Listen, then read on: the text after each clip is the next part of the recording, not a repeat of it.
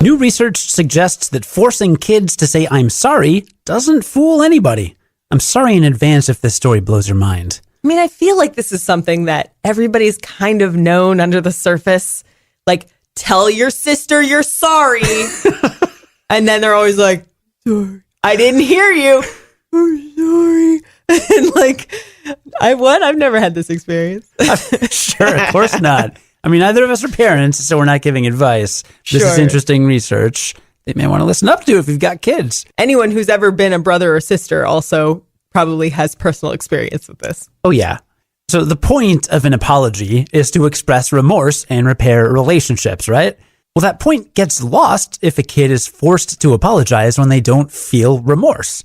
A new study in Merrill Palmer Quarterly looked at how children ages 4 to 9 viewed 3 types of apology scenarios among their peers: unprompted apologies, prompted but willingly given apologies, and coerced apologies. They found that kids viewed willing apologies the same, whether they were prompted or unprompted by adults. But those coerced apologies were not seen as effective, especially by the 7 to 9-year-olds. Even little kids can tell when an apology is BS. When kids thought the person saying sorry was basically being told to do so, they thought that person's bad feelings were rooted in self-interest rather than remorse. So basically, they thought the person apologizing was worried about being punished more than they actually felt bad.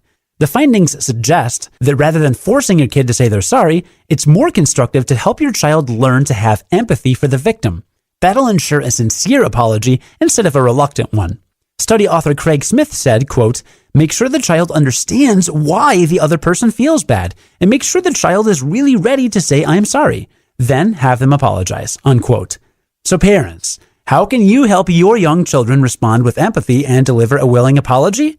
Smith says, quote, "When your child is calm, help them see how the other person is feeling and why.